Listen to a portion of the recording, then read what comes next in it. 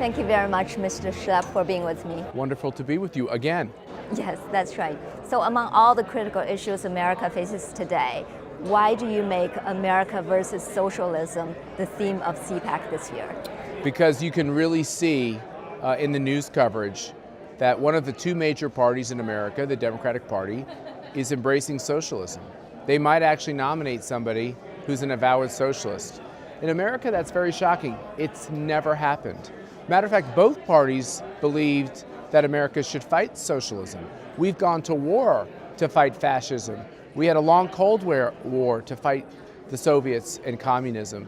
And now, after all of that, to think that we would actually let socialism come in and invade us almost like a cancer, it's quite shocking to Americans. And that's why that's our theme, America versus socialism. So do you think that socialism is an existential threat to America at this point? Yeah, absolutely, because it's almost like a disease that's come into the body.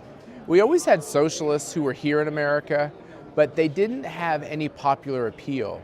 Now when you see Bernie Sanders and all the Democrats who are running for president, they all have basically the same radical agenda.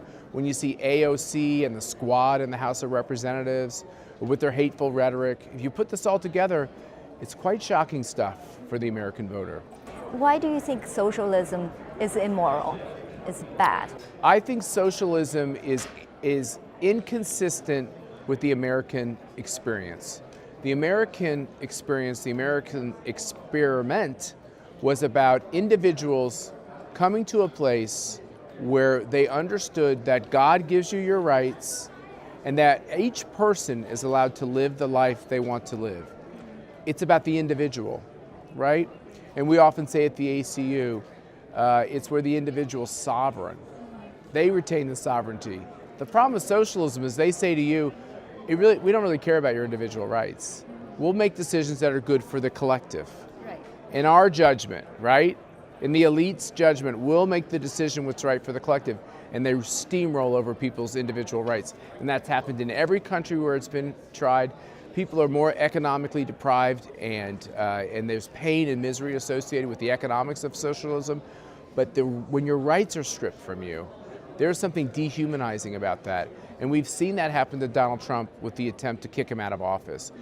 The fact that he had constitutional rights just didn't matter to these Democrats because they thought it was better for the collective, for the country, to get rid of Donald Trump by any means necessary. One narrative of the socialist is that, we can really make justice, if we have a different starting point. If you are born into a rich family, I'm born into a poor family, we have a different starting point. To correct that imbalance, we do distributive justice. Right. Why is that immoral? Because I know plenty of rich people with a lot of money, who are miserable. I don't think wealth creates any kind of joy or happiness, but I think if you simply hand people money who didn't work hard to earn it, I don't think they actually appreciate it. I think this is one of the problems we have a massive social welfare program and a safety net, as some people call it, in America. But what you're seeing is no matter how much assistance is given to people, oftentimes they still don't make good life decisions. It's really pretty clear what keeps one out of poverty. There's so much opportunity in America. If you listen to Larry Kudlow and Ivanka Trump on the stage today, they walked through the fact that there's 5 million jobs that are unfilled in America, but there's probably 6 million Americans who could fill those jobs if they got off drugs, if they had the skills, if they didn't make bad personal decisions. And so it really comes down to, once again, each individual has to decide what they want to do in their life. If they decide they want to be on public assistance and everything else, it's their choice. Giving them a check, giving them, paying off all their college loans, giving them a free college degree, giving them free, that's not necessarily going to turn them on to making the right decisions. In America, we don't have an income inequality problem. In America, we have a problem that people have become disconnected between what would make them more successful and I believe happier, or the decisions they continue to make which keep them unemployed. If you're unemployed in America, you got to look at yourself and say, why?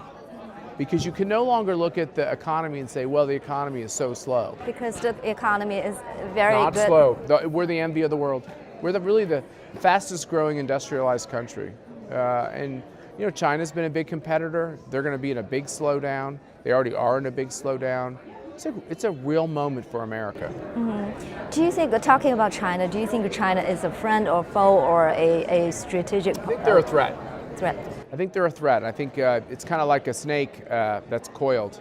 It could strike, and maybe it won't strike. Maybe we'll leave the coiled snake alone.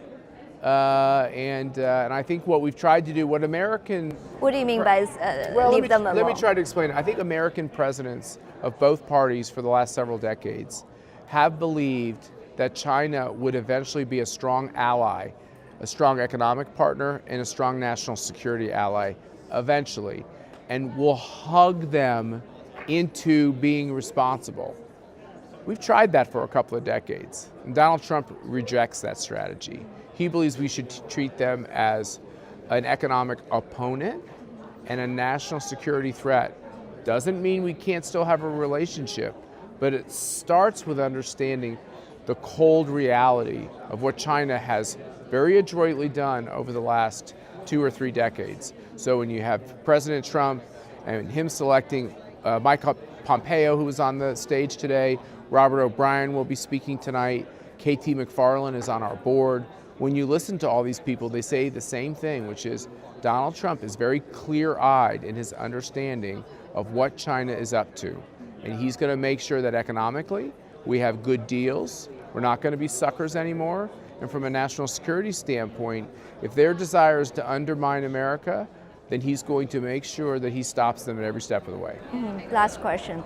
I think one major difference between America and China, the Chinese Communist Party, is the Chinese Communist Party believes there is a subjective moral order. It's the Communist Party has to choose. Do you think there is a subjective moral order, an objective moral order? I think putting morals and subjective in the same sentence is an oxymoron. They just don't go together. If something is true, it's not true on Tuesday and false on Wednesday. It's true. It's a fact. And so to me, that's objective and not subjective.